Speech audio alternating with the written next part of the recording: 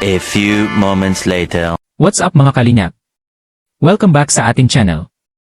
Ronil Mix Vlog, isang mapagpalang araw po sa ating lahat at kung bago ka pa lang dito sa aking channel please don't forget to like, share, comments, subscribe, and hit the notification bell para updated po tayo palagi tuwing may bago tayong video upload at wag po nating kalimutang suportahan palagi ang ama ng Kalingap Kuya Val Santos Matubang, Ate Edna Vlogs, at Kalingap Rab. Kalingap Reactors, Kalingap Partners, Keyboys, at suportahan din po natin ang lahat ng mga charity vloggers sa buong Pilipinas na walang sawang tumutulong sa mga kababayan nating mahihirap at nangangailangan ng tulong. Maraming salamat po. Ngayon pag-uusapan natin ang mainit pero sensitibong usapin tungkol kay Carla, sa panawagan ng kanyang ina, at sa bagong kautusan ng founder ng Team Kalingap na si Val Santos Matubang. Good vibes lang tayo dito pero magiging totoo tayo. Okay, let's go.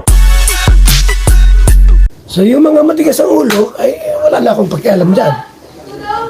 Basta ko po ay nag-announce lang sa inyo ngayon na bawal pong i-vlog, mag-selfie, mag-picture po kay Carla Bells. Sabi nung ina, ay yung mga matigas ang ulo, di ko na yung kasalanan. Ha? Bahala dyan ang mga presidente ng bawat reactor.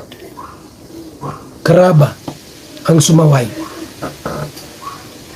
Yung mga presidente ng Dios, strikers, watchers, karipa. May panawagan ng ina ni Carla, pakiusap niya na huwag na raw ay vlog ng mga Kalingap Boys o Boys ang kanyang anak. Bukod tanging sina Kalingap Rab at Kuya Val lang ang pinapayagan. At hindi lang yan. Naglabas na rin ng malinaw na rules si Kuya Val. Bawal ay vlog si Carla. Kahit si Papa Joms, bawal din.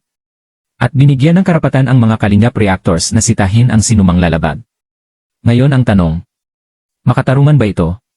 Kaya niya ako kay Kalingap Rab na halimbawa kung ibablog na yun ang anak ko, pinagbabawalan ko na po lahat ng K-Boys, dapat si Kalingap Rab lang. K-Boys!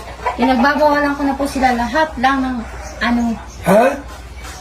K-Boys! Kalingap Rab lang po. Sino-sino yung mga K-Boys? Kasama ni Carla. Yan o. Sabi ng nanay, huwag nang mag-vlog. Sabi ni Nanay Cynthia. Kasi po masakit din po ang loob ko. Oo naman. Kasama po nila, tapos pagdali ko din yung bata. Kung ano-anong issue. Wow, eh. Masakit po yun, masakit po sa akin bilang magulang po. Unang-una, bilang magulang, natural lang na protektahan ng anak. Kung feeling ng ina ni Carla ay kailangan ng boundaries, respeto dapat yon. Hindi biro ang ma-expose sa social media. Hindi lahat ng views ay blessing, minsan pressure din. Pero sa kabilang banda, maraming supporters ang nasanay na makita si Carla kasama ang Team Kalingap. May emotional investment ang mga tao. May mga kwentong nabuo, may mga kilig, may mga bonding moments na minahal ng supporters.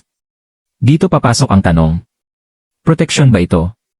O may mas malalim pang dahilan? Ito ang twist ko mga Kalingap. Minsan, ang pagbabawal ay hindi paglayo, kundi paraan para ma-filter kung sino ang tunay na may malasakit at sino ang nakikisabay lang sa hype. Baka ang rules na ito ay hindi para maghiwalay, kundi para linawin kung sino ang may respeto.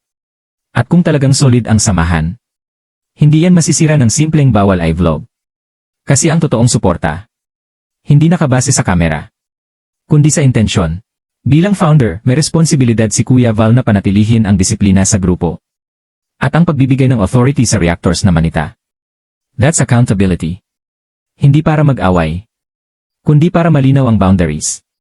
Huli mga kalingap.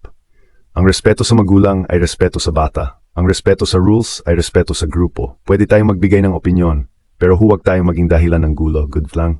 Support pero may respeto. React pero may puso. Comment down below para sa inyo, makatarungan ba ang desisyon? Pero tandaan, dito tayo sa side ng respeto.